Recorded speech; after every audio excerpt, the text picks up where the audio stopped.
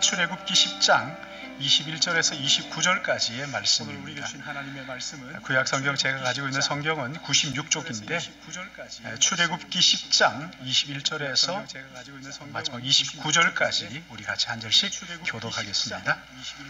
여호와께서 모세에게 이르시되 하나님을 향하여 하늘을 향하여 내 손을 내밀어 애굽 땅 위에 흑암이 있게 하라. 곧 더듬을 만한 흑암이리라. 모세가 하늘을 향하여 손을 내밀었네. 그동안은 사람들이 서로 볼 수 없으며 자기 처소에 일어나는 자가 없으되 온 이스라엘 자손들이 거주하는 곳에는 빛이 있었더라.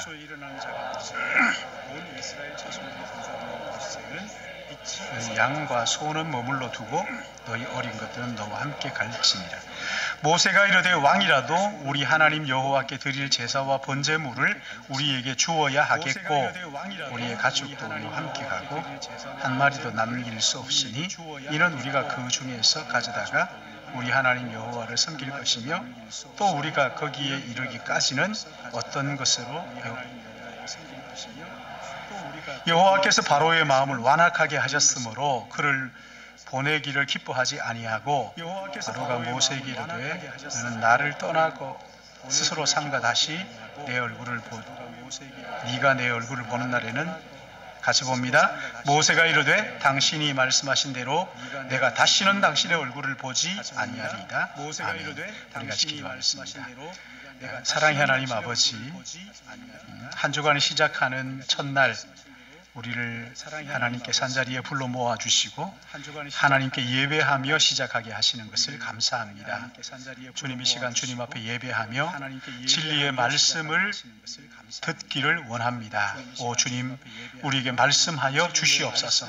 또한 저희들 하나님의 진리의 말씀을 나의 지식을 가지고 판단하는 것이 아니라 성령께서 조명해 주시는 은혜를 가지고 말씀을 받게 하시고 또한 그 말씀대로 실천하게 하셔서 우리의 삶이 말씀을 따라 그리스도 예수를 닮아가는 삶이 되도록 인도하실 뿐만 아니라 우리를 통하여 하나님 영광 받아 주시옵소서.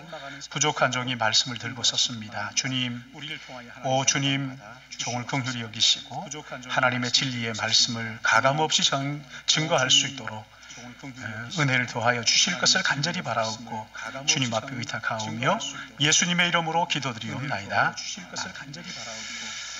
우리 교회에서는 이제 오는 월요일부터 한 주간 동안 2023년 특별 새벽 부흥회를 하는데 마귀가 이런 기회를 절대 놓치지 않습니다.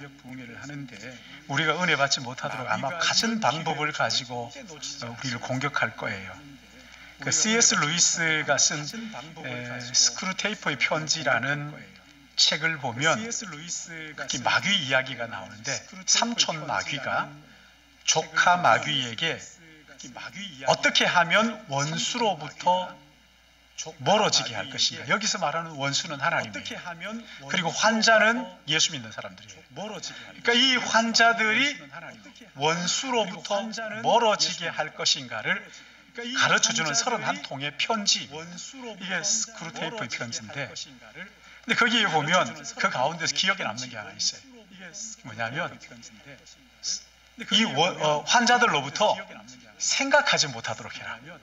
하나님의 은혜를 생각하지 못하도록 하고 은혜 받을 생각을 못하도록 만들어라. 하나님의 십자가를 생각하지 못하도록 만들고 감정에 젖도록 그렇게 만들어라. 생각하지 못하도록 하라. 여러분, 은혜 받지 못하도록 방해하는 모든 것은 사탄의 장난인 줄 알고 이번 특세에 꼭 참석하셔가지고 마귀의 속삭임을 물리치고 은혜의 강수를 경험하는 시간들이 되시기를 축복합니다. 우리는 지난 8주에 걸쳐서 하나님께서 애굽에 쏟아부으신 10가지 재앙들을 하나하나 묵상을 하면서 8번째까지 했고 오늘 이제 9번째. 피게 이파가 도우매흑장. 한번 따라해 볼까요? 피게 이파가 도구매흑장. 피게 이파가 도구 뭐라고요? 이렇게 이제 도우매흑장. 흑장. 이걸 어떻게 말을 잘 만들어가지고 좀 10가지 재앙이니까, 그렇죠? 나일강을 피로 만드는 것, 개구리, 그 다음에 이 하면서 쭉 이렇게 이제 10가지. 우리는 8가지까지 이제 생각을 했고, 오늘 이제 9가지인데, 여러분 어떠세요? 쉽지 않죠, 그렇죠? 그러니까 여러분이 설교를 듣는 게 쉽지 않다면 준비하는 사람은 얼마나 더 힘들겠나, 그런 생각이 제가 들었어요. 여러분, 이 재앙들은 그냥 단순한 재앙이 아닌가 아시죠? 애굽인들의 마음에 있는 우상이 얼마나 허무한가를 드러내고, 그리고 하나님께서 얼마나 위대하신 분인가를 보여주는 것이라고 우리가 같이 생각을 했습니다. 그리고 이 재앙은 거듭될수록 강도가 점점 더 세졌어요. 근데 또 한 가지 여기에 보면 첫 번째, 두 번째는 꼭 모세가 바로에 가서 경고를 하고 재앙이 주어집니다. 그러나 세 번째는 그냥 주어집니다. 네 번째, 다섯 번째도 경고를 하고 주어지고, 여섯 번째는 그냥 주어집니다. 일곱 번째, 여덟 번째는 모세가 가서 경고하고 재앙이 내리지만, 아홉 번째, 이번 재앙은 어떻게 해요? 경고하지 않고 그냥. 왜 그렇게 하는 겁니까? 그렇게 함으로써 이 바로에게 앞으로 더 센 재앙이 있을 것이라는 것을 예고해 주는 거예요. 이제 그 다음 재앙은 더 강한 재앙일 거야 라고 하면서 예고해 주는 거예요. 그리고 마지막 재앙이 완전히 이 바로가 무너지는 것을 볼 수가 있습니다. 여기 이것을 꼼꼼하게 좀 살펴보면은 처음 있는 것들은 눈에 보이는 우상들을 깨뜨리는 것이지만, 시간이 지날수록 점점 뒤로 갈수록 보이지 않는 우리 내면에 있는 우상들을 덜추어내시고 깨뜨리시는 것을 볼 수가 있어요. 그래서 지난주에 권력의 우상, 여러분 권력의 우상 보이지 않잖아요. 그러나 우리 마음속에 있는 이 권력의 우상을 드러내시고 그것을 깨뜨리시는 거예요. 그리고 또 하나 중요한 것은 이 출애굽기가 기록된 목적은요, 가나안을 향하여 광야길을 가고 있는 이스라엘 백성들을 위해서 기록된 것인데, 아니 이스라엘 백성들 하나님의 백성들이잖아요. 그럼에도 불구하고 왜 이 사람들에게 이렇게 우상 이야기를 장황하게 하는 거예요? 그것은 이스라엘 백성들이 애굽으로부터 구원을 받았지만 아직도 그의 내면에는 보이지 않는 우상이 도사리고 있다가 환경만 되면 불쑥 이 우상 숭배가 나오기 때문에 보이지 않는 우상을 드러내고 하나님께서 그걸 깨뜨리시는 거예요. 얼마나 허무한지를 알게 하시는 거죠. 그런가 하면 이제 이들이 들어갈 가나안 땅은 우상들이 들끓는 소굴이에요. 그런가 하면 그 속에서 어떻게 믿음으로 살아갈 것인가를 지금 이 우상 재앙들을 통해서 하나님께서 보여주시는 것이죠. 그러기에 여러분, 이 말씀은 애굽인들에게 주는 경고이기도 하고, 또한 이스라엘 히브리인들에게 주시는 경고이기도 하지만, 오늘 우리에게 주시는 말씀이기도 한 것이죠. 왜요? 이미 예수를 믿고 구원을 받았지만 여전히 우리의 마음속에는 세상 사람들과 똑같은 가치관을 가지고, 세상의 이 신들이 우리 속에, 우상들이 우리 속에 도사리고 있기 때문에, 전혀 눈에 보이지 않지만 그러나 우상이 분명하게 우리 속에 있는 것을 아시기에 우리에게 경고하시는 말씀이기 때문에 우리가 이 말씀에 귀를 기울여야 하는 것이죠. 오늘 우리가 읽은 본문은 10가지 재앙 중에 9번째 흑암 재앙입니다. 이 9번째 흑암 재앙은 예고가 있어요, 없어요? 없이 그냥 주어졌습니다. 매 3번째마다 재앙들 그냥 주어졌어요. 집에 가서 한번 꼭 읽어보세요. 왜 그렇게 합니까? 의도적으로 반역하는 이 바로에게 하나님께서 더 무서운 징계를 내릴 것이라는 것을 말씀하십니다. 그리고 그 다음에는 더 센 걸 너에게 내릴 거야. 하나님께서 그 바로를 깨우치. 여기 22절 말씀 보시면 깜깜한 흑암이 3일 동안 온 애굽 땅에 있었다. 이렇게. 흑암이 임했다. 흑암이 임했다. 한 줄기 빛도 없이 깜깜한 흑암이 임했다 하는 것은요, 하나님의 은총, 은총의 빛을 거두셨다. 그러니까 무자비, 자비가 거두어진. 그 당시에 애국 사람들은요, 자, 그들이 가장 탁월한 신이 태양신이에요. 그래서 그 태양신을 라라고 이렇게 라신. 이 태양신이 빛을 비추어 주어서 우리가 사는데, 그리고 이 파라오는 태양신의 아들이라고 그렇게 생각을 하고 믿었어요. 근데 이 깜깜한 흑암이 임했다는 것은 태양신이 죽은 거예요. 태양신의 아들이 바로가 지금 생명이 끊어진 거예요. 죽었다는 거예요. 깜깜한. 그러자 애굽인들의 마음속에는 불안과 공포가 몰려오기 시작합니다.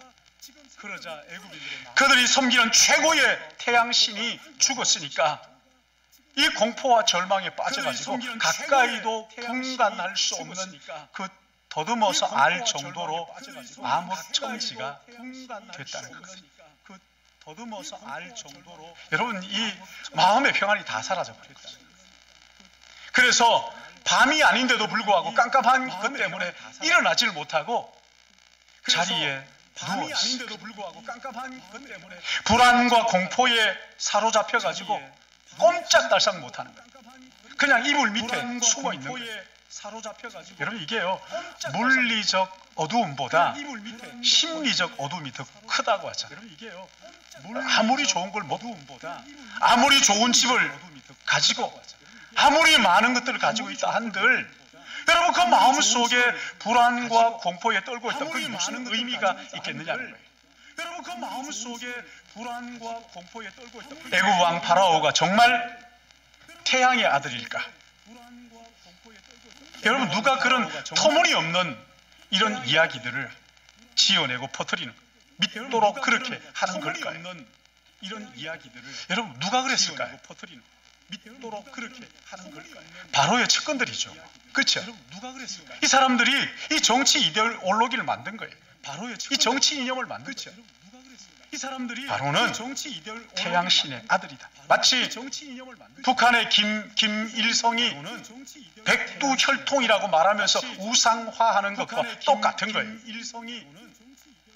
바로는 태양신의 아들이다 하는 정치 이념을 만들어 가지고는 우상화 작업을 합니다. 여러분, 이게 정치 이데올로기, 이게 정치 이념이라고 하는. 그래서 애굽인들의 마음속에 바로를 지지하도록 만들고 바로를 믿도록 만들고 이렇게 만드는 거죠. 히브리인들을 노예로 부리면서도 양심의 가책을 전혀 받지 않도록 이렇게. 여러분, 이게 정치 이념이라는 거죠. 근데 그 애굽 땅에 깜깜한 재앙이 임하자 바로가 태양의 아들이라는 것을 백성들이 의심하기 시작합니다. 이 흑암 재앙을 통해서 하나님은 정치 우상을 드러내시고 그것을 깨뜨리시는. 여러분, 정치가 꼭 필요한 거죠. 필요 없는 건 아니에요. 근데 우리 각자 정치 견해도 가지고 있잖아요. 나는 이런 사람이 좋아, 저렇게 하면 좋겠어 하는 견해들을 가지고 있어요. 근데 문제가 뭡니까? 정치 형태나 정치인을 하나님의 자리에 세우는, 이게 문제란 말이에요. 그리고 그 정치인이 마치 모든 문제를 해결할 것처럼 믿는 것, 정치 우상이라고 말합니다. 자기의 견해가 이루어지게 하기 위해서 사람들을 수단으로 활용하는 거예요. 인격적으로 대하지 않는 거지. 자기의 견해를 이루기 위해서 하나님을 이용하는 겁니다. 여러분, 이건 정치 우상 그리고 자기의 견해가 이루어지지 않았을 때 희망이 없다고 말합니다. 어떤 사람들은 자기가 원하는 사람이 세워지지 않았다고 이 땅을 떠나겠다고 그렇게 얘기해요. 다른 나라에 가겠다. 자기가 원하는 사람이 세워지지 않았다고 가보세요. 이 땅을 떠나겠다고. 여러분 그런 사람들은요 정치 우상에 물이 든 사람들이에요. 여러분 그런 사람들은요 정치 우상에. 그래서 정부가 하는 일이 자기 마음에 들지 않는다고 보수 꼴통이니 야당을 향해서 종북 세력이니 여러분 이게요 정치 우상에 물든 증거. 종북 세력이니 여러분 이게요 여러분 이 이념은 사람들이 만든 거잖아요. 사람들이 만든 이 정치 이념을 가지고 국민의 편을 가르고 서로 반목하고 시기하고 사사건건 발목을 잡도록 하는 것을 정치 우상 숭배자죠. 시기하고 사사건건 발목을 잡도록 하는 것을. 눈에 보이는 우상이 편 가르는 걸 봤습니까? 지나가는 당군상이 막 편 가르는 거 봤어요? 그러나 우리의 마음속에 있는 이 정치 이념, 여러분 이것은요 보이지 않는 정치 우상, 이것은 교회를 편가릅니다. 가정을 깨뜨립니다. 보이지 않는 정치 부모와 자녀 간에 서로 반목하도록 만듭니다. 가정을 깨뜨립니다. 보이지 않는 정치. 제가 아는 어느 목사님은 아들하고 정치 견해가 다르다고 사사건건 싸웁니다. 제가 아는 어느 목사님은 아들하고 부모와 자녀를 반목하게 만들고 사사건건 부부가 깨지도록 만들고 말이죠. 여러분 이건 이단들이 하는 짓이잖아요. 부부가 깨지도록 만들고. 근데 이걸 정치 우상이 하는 거예요. 여러분 이건 이단들이 하는 짓이잖아요. 하나님은 근데 이걸 정치 애굽의 흑암 재앙을 통해서 애굽인들의 내면에 있는 정치 우상을 드러내시고 애굽의 흑암 이것이 얼마나 허무한 것인가 내면에 있는 정치 하는 것을 드러내시는 거예요. 이것이 얼마나 봐라. 허무한 것인가. 또 하나 이런 정치 이념이 결코 우리를 구원하지 못한다는 거예요. 이런 정치.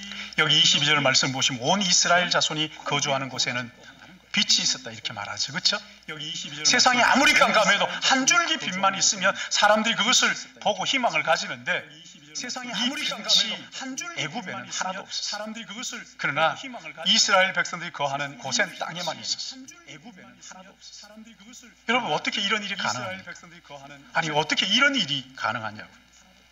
태양이 비추면 다 밝아야 되는데 어떤 쪽은 깜깜하고 어떤 쪽만 햇빛입니다. 여러분 창세기 1장 3절을 보시면 하나님께서 첫째 날 빛을 만드시죠. 그리고 난 다음에 4일째 되는 날에 해와 달과 별을 만드셨어요. 그러니까 해 외에 또 하나의 빛이 있어요. 그럼 이 빛은 뭘까요? 흑암이 깊음 위에 있는 이 땅 위에 우주 최초로 하나님께서 빛을 비추어 주신 하나님의 빛을 비추어 주신 거예요. 우주 최초로 공허하고 혼돈한 가운데 있는 이 땅에 하나님의 빛을 비추어 주신. 그리고 4일째 되는 날 해와 달과 별을 만드신 것이 하나님의 빛을 비추어 주신. 그리고 4일째 되는 날 그 언젠가 우리 여기 정전이 한번 된 적이 있잖아요. 정전이 되면 그때 우리가 깨닫는 게 있죠. 아, 등 하나 있다고 불이 들어오는 게 아니구나. 한국전력에서 전기를 공급해 줘야 불이 들어오는구나. 지나가다가 형광등 하나 사가지고 와서 갖다 건다고 해서 거기에 불이 들어오는 게 아니라 전기를 공급해 줘야 불이 들어오는 것처럼 여러분 이 태양도 마찬가지. 태양이 열을 뿜고 빛을 발하는 것은 하나님의 빛이 비추었기 때문에 고센 땅에 있던 이 빛은 태양이 식어도 여전히 비치는 하나님의 빛이라. 근데 왜 이 빛이 애굽 땅에는 없고 고센 땅에만 있었을까요? 그것은요 거기에 바로 하나님의 말씀을 따라 사는 백성들, 모세가 있었고 이스라엘 백성들이 있었기 때문에. 그러나 자기의 욕망을 따라 살려고 정치 이념을 꾸며 만들고, 그래서 자기가 하나님 노릇하려고 했던 이 바로와 애굽 백성들이 있는 거기에는 깜깜한 암흑천지가 됐던 거예요. 하나님의 형상으로 지음받은 인간을 자기의 욕망을 채우는 수단으로, 도구로 이용하려는 이 정치 우상을 섬기는 이 사람들을 드러내시고 그 허무함을 백일하에 드러내시고 깨뜨리시고 오직 유일한 참비 하나님을 지금 드러내 보여주시고 창세기 3장을 보시면 아담과 하와가 하나님 앞에 범죄하고 하나님의 뜻을 거역하자 그 다음 일어나는 일이 뭐냐면 그때까지는 하나님께서 먹이시고 입히셨는데 그 후로는 사람들이 땀을 흘려 노력해서 재화를 얻도록 구하도록 그렇게 하십니다. 그러니까 여러분 생각해 보세요. 하나님이 넉넉하게 공급해 주셨는데 사람들이 그걸 자기가 노력해가지고 얻으려고 그러니까 얼마나 수고롭고 또 이게 얼마나 부족하겠어요. 이걸 가리켜서 자본주의를 그렇게 말합니다. 이 내 만족을 채우기 위해서 부지런히 애를 쓰고 노력하고 그래서 거기에서 나온 게 자본주의잖아요. 사람들이 열심히 일을 했습니다. 그래서 부를 쌓았어요. 근데 이게 문제가 있어요. 무슨 문제냐? 똑똑한 사람들, 가진 사람들은 더 많이 가지고 하는데 그렇지 못한 사람들은 너무 가난해지는 거예요. 점점 살기가 어려워지는 거예요. 빈부격차가 점점점 커지는 거예요. 개천에서 용나는 시대는 끝났다 이렇게 말하는 거예요. 빈부격차가 점점점 커지는 거예요. 그래서 빌 게이츠 같은 사람들은 뭐라 그러냐면 파괴적 자본주의.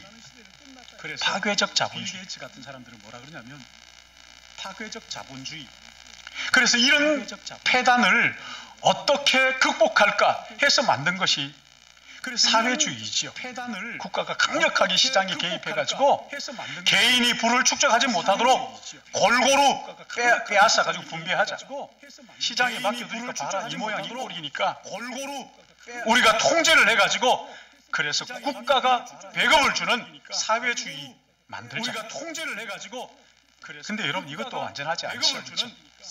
이 사회주의 하는 나라가 가난에 찌든 나라가 얼마나 많아요. 우리가 이게 보잖아요. 왜 그렇습니까? 국가가 먹여 살린다고 하니까 노력하질 않아요. 애쓰질 않는 거예요. 왜 그렇습니까? 열심히 일해서 뭐하냐?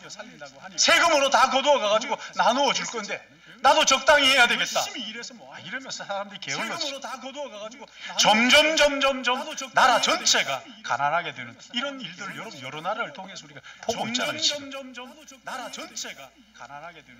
그것뿐만 아니라 이런 사회주의 이론을 주장하던 사람들도 오히려 이 사람들이 자기들의 부를 독점하고 많은 사람들을 돛단에 빠뜨리는 이런 경우들을 지금 우리가 당하고 있잖아요.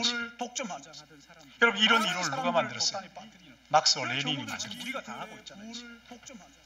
그리고 이 사람들이요 계급 투쟁을 만들어 가지고는 서로 남 탓하기 시작합니다. 이건 부자 탓이, 이건 똑똑한 놈들 탓이야. 뭐 이러면서 서로 시기하고 분열하고 싸우고 고발하고 이렇게 죽고 죽이는 일이 벌어지는 거거든요. 왜 이런 겁니까? 여러분 사람이 불완전하기 때문에 사람들이 만든 모든 제도는 불완전하거든요. 그래서 사람들이 만들어낸 이 이데올로기, 정치 이데올로기 이것은 답이 아니라는 거예요. 어떤 이념이 나라를 다스리면 좋은 세상이 올 것 같지만 인간의 탐욕 문제, 죄의 문제 이것이 해결되지 않는 한 이 땅은 구원받을 수 없을 뿐만 아니라 천국이 될 수 없는 거거든요. 우리가 타락했다는 것을 인정해야 돼요. 우리가 하나님을 거역하고 하나님의 자리에 앉으려는 그 순간 자기의 탐욕을 채우려고 기회만 되면 다른 사람들을 착취한다.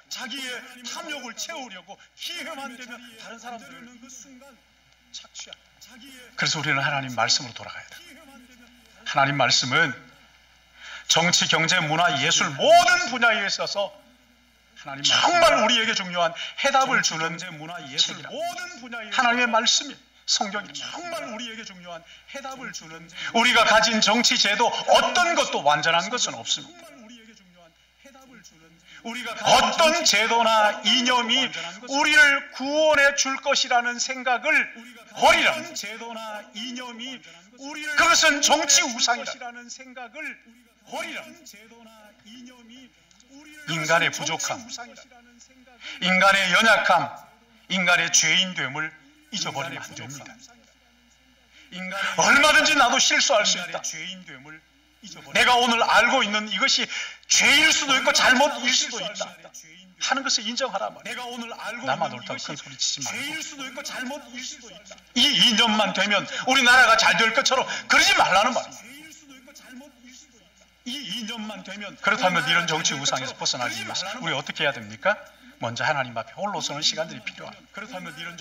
여기 23절 말씀 보시면 그동안은 사람들이 서로 볼 수 없으며 자기 처소에서 일어나는 자가 없어.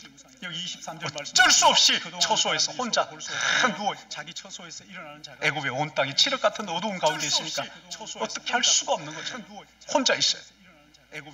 그러면서 이 사람들이 무슨 생각을 합니까? 정치 이데올로기가 우리를 구원할 것이 아니구나. 아니 태양신이 죽었나 보다. 아니 태양신의 아들인 그 바로가 우리에게 진짜 행복을 주는 것이 아니구나 라는 것을 거기에서 생각하기 시작했다. 어쩌면 바로가 태양신의 아들이 아닐지도 모르겠다. 그렇다면 마음에 의문이 생기죠. 진짜 빛은 누구일까? 누가 진짜 빛일까? 진짜 빛은 어디에서 오는 걸까? 처음으로 이제 생각을 하게 되는 것입니다. 모세가 여호와 하나님을 의지하고 바로 앞에 가서 큰 소리 친다고 그러는데 어쩌면 여호와 하나님 거 보니 진짜 하나님일지도 모르겠다라는 생각을 거기에서 하기 시작합니다. 처음 생각. 도대체 누가 진짜 빛일까?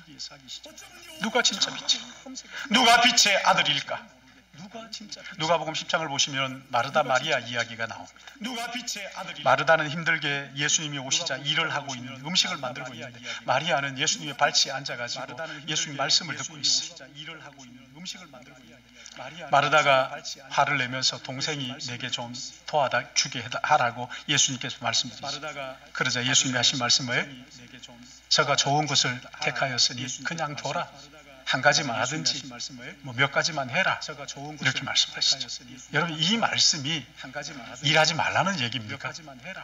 일하지 말고 내 얘기나 들어 이런 얘기가 아니지요. 그렇죠? 무슨 일을 해야죠. 일을 하되 먼저 하나님의 말씀 앞에 서라. 말씀이 우선순위다. 말씀을 붙들고 우리의 삶을 일구어 나가야 그 삶이 건강한 삶이라고 말씀하시는 거예요. 참 요즘은 말씀 외에 우리의 마음을 돌릴 때가 너무 많은 게 흠인 것 같아요. 좋은 책도 많고 좋은 프로도 많고 좋은 영화도 많고 그냥 좋은 강의도 많고 언제든지 인터넷에 들어가서 유명하다는 강의를 언제든지 들을 수 있고 언제든지 거기에 질문할 수 있고 언제든지 답을 얻을 수 있고 이게 가능하죠. 근데 문제가 뭡니까? 그 공동체 그 전체적인 그 지성에 못된 마음을 가진 한 사람이 들어가가지고 그 전체를 마음대로 자기가 휘두를 수 있다는 이런 위험이 항상 그 속에 상존해 있어요. 인터넷에 가가지고 설교 들으면 되지.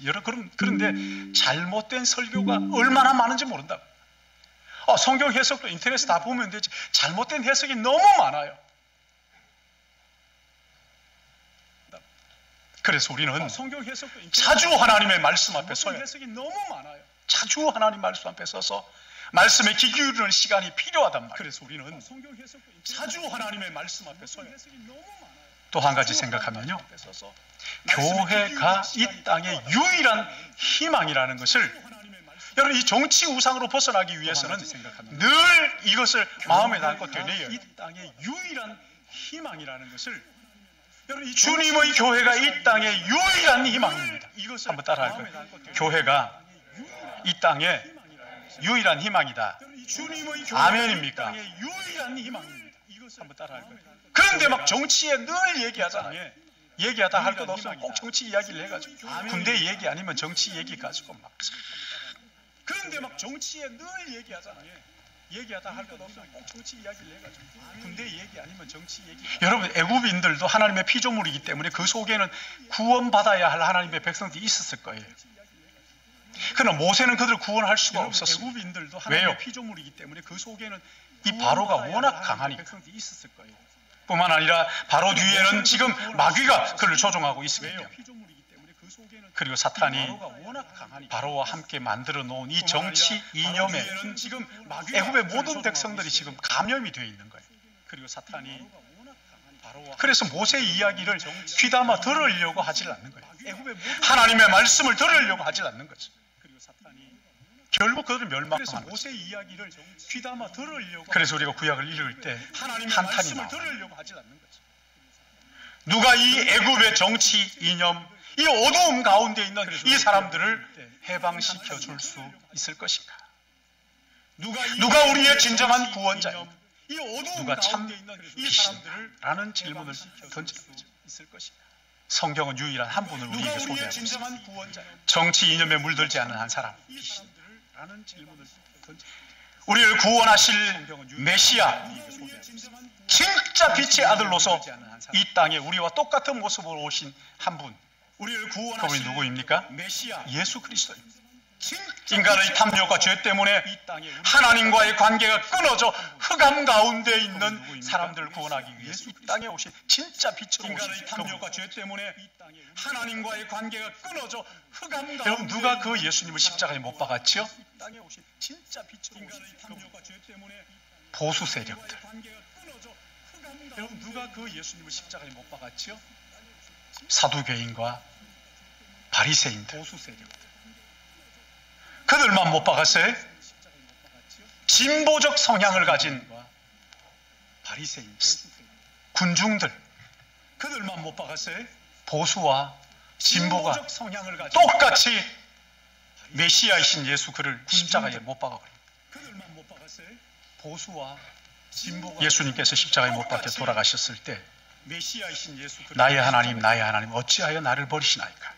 보수와 진보가 그때 예수님께서 태양이 십자가에 빛을 잃습니다. 돌아가셨을 때 깜깜한 암흑천지가 나의 하나님 어찌하여 나를 버리시나이까? 완전한 어두움이 이스라엘 위에 임하게 된 그때 거죠. 태양이 빛을 잃습니다. 왜 어둠이? 깜깜한 암흑천지가 완전하지도 않는 정치 이념을 가지고 이스라엘 사람들을 호도함으로 희망을 잃고 절망과 어둠에 살아가는 그들의 어두움을 정치 이념을 참 빛이신 그분이 이 땅에 오셔서 대신 희망을 잃고 짊어 절망과 지셨고 어둠에 살아가는 그들의 어두움을 하나님을 떠나 혼돈 가운데 살고 있는 이 죄인들의 죄를 대신 짊어지셨기 때문에 그 깜깜한 어두움을 경험하시고 하나님을 떠나 혼돈 가운데 살고 있는 이 예수님이 그렇게 죄인들의 깜깜한 죄를 어두움을 대신 짊어지심으로 짊어지셨기 무슨 일이 생겼습니까? 깜깜한 어두움 누구든지 경험하시고 그분이 나의 죄를 대신하여 십자가에 죽으신 메시아라는 것을 믿는 자들에게는 누구든지 어두움을 밝혀 그분이 참 빛으로 나의 죄를 인도해 주신 것이죠. 십자가에 죽으신 메시아라는 그렇게 십자가에 돌아가신 예수님은 3일 후에 부활하셨어요. 죽음을 깨뜨리시고 부활하신 인도해 주신 것이죠. 그 예수를 믿는 모든 그렇게 자들에게 십자가에 돌아가신 예수님은 3일 후 예수님처럼 부활하셨어요. 부활의 소망을 죽음을 약속하신 것이죠. 인도해 주신 것이죠. 그 약속뿐만 아니라 모든 자들에게 예수 믿는 모든 사람들에게 부활의 소망 하나님의 영인 성령을 선물로 주셔서 영원히 떠나지 않도록 함께 모든 하시겠다고 사람들에게 약속을 주셨어요. 하나님의 영인 여러분, 그렇게 성령을 성령을 받은 선물로 주셨어요. 사람들이 영원히 놀라운 일을 하게 되는데 함께한 모든 사도행전 2장 42절에 보면 그들이 사도들의 가르침을 받아 서로 교제하고 떡을 떼며 오로지 기도하기를 힘쓰니라. 4절 45절에는 믿는 사람들이 다 함께 있어 모든 물건을 서로 통용하고 또 재산과 소유를 팔아 각 사람의 필요를 따라 나누어 주며 날마다 마음을 같이하여 성전에 모이기를 힘쓰고 모든 물건을 서로 통용하고 또 재산과 소유를 팔아 믿는 사람들이 다 함께 있어서 모든 물건을 서로 날마다 통용하고 마음을 같이하여 성전에 모이기를 힘쓰고 억지로 강제로 빼앗아 가지고 나누어 주는 그런 거 아닙니다. 물건을 서로 날마다 스스로가 여러분 재산이 필요 없는 사람이 어디고 재물을 좋아하지 않는 사람이 어디 있어요? 빼앗아 가지고 나누어 주는 근데 그런 거 아닙니다. 자신의 그 탐욕스러운 마음을 다 내려놓고 여러분 어려운 이웃들을 향해서 자기의 것을 스스로 나누어 주기 시작하는 거예요. 가지고 나누어 주는 근데 그런 거 아닙니다. 어떻게 이런 일이 가능했다고요? 다 내려놓고 어려운 이웃들을 향해서 내가 겪어야 할 그 암흑을 나누어주기 시작합니다. 하나님의 아들이신 참 빛이신 예수께서 대신 짊어지셨다는 이 복음을 깨닫고 성령이 마음속에 오시게 되자 참 빛이신 그들의 예수께서 삶이 대신 짊어지셨다는 달라질 거예요. 이 복음을 깨닫고 정치 이념으로, 성령이 정치 이데올로기로 해결할 수 없는 그 일을 그들의 삶이 그들이 하찮게 여기는 교회가 하기 시작을 했다는 거예요. 여러분, 복음을 바로 깨닫고 내가 죽고 내 안에 그리스도께서 사신다는 고백을 하는 사람들에게는 이런 놀라운 역사가 일어나는 겁니다.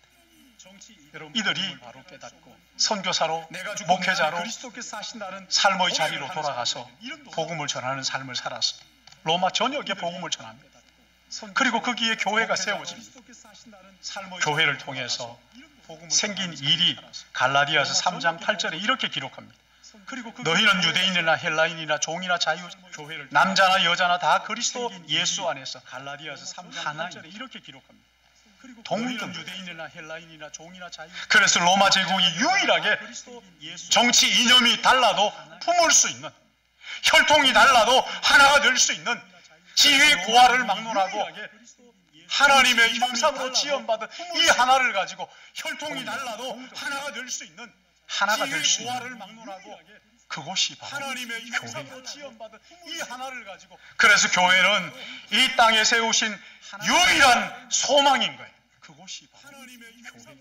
1세기에 정치 우상으로 찌든 로마 제국이 새롭게 변화되게 된 것이 교회 때문이에요. 정치 이념으로 갈라진 우리 민족,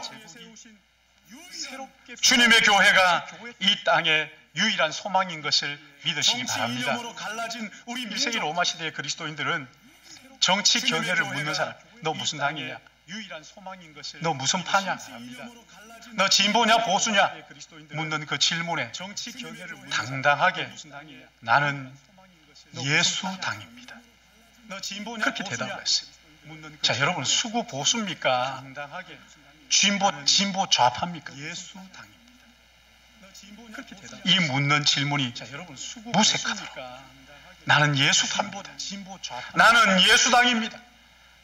하나님의 그 형상대로 지음받은 모두가 존귀할 뿐만 아니라 성령이 우리 안에 오셔서 그 어두움을 몰아내시고 내가 가진 것들을 연약한 자들을 위하여 나누어 줌으로써 구원의 하나님의 나라를 맛보는, 하나님의 나라의 예고편을 맛보는 이런 교회 말이죠. 이것이 교회에서 이루어진 일이에요. 깨지고 상처받은 이 가슴들을 보듬어내고 그 상처를 치유해내고 그래서 하나가 되게 만들어서 이 정치 우상으로부터 벗어나 복음으로 서로 하나가 되며 하나님의 나라를 경험하는 이런 놀라운 은혜가 성령께서 우리 모두에게 주시기를, 아니 우리 교회 또한 우리 조국 교회에 부어주시기를 주님의 이름으로 축복합니다. 사랑의 하나님 아버지, 참 예민한 문제이고 어려운 문제이지만 그러나 주님, 인간이 만든 이데올로기가 결코 우리를 구원하지 못하는 것을 우리가 믿는 사람들입니다. 예수 그리스도만이 우리의 유일한 소망인 것을 믿는 자들입니다. 내가 죽고 내 안에 그리스도께서 사신 것을 믿고 나를 사랑하사 나를 위하여 자기 몸을 버리신 예수 그리스도 그분 안에서 사는 저희들입니다. 내가 죽고 내 안에 그리스도께서 사신 것을 믿고 예수 당, 예수 편, 그래서 좌우를 보듬어 함께 주님의 나라를 이루어가며 주님의 나라를 경험하는 정치 우상이 도무지 빚어낼 수 없는 이 아름다운 천국의 모습, 교회를 통하여 이루어질 수 있도록 성령께서 우리를 사용하여 주실 것을 간절히 바라고, 이 시간 하나님 아버지, 우리의 마음을 주께 드리기 원합니다. 우리의 삶과 함께 예물을 구별하여 주께 드리기 원하오니 억지로나 인색함이 아니라 즐거운 마음으로, 기쁜 마음으로 내 모든 것이 하나님의 것입니다 고백하며 우리의 삶을 채우시는 하나님의 은혜를 기대하고 하나님 앞에 귀한 것을 드리는 우리 모두가 되게 도와주실 것을 간절히 바라옵고 예수님의 이름으로 기도드리옵나이다.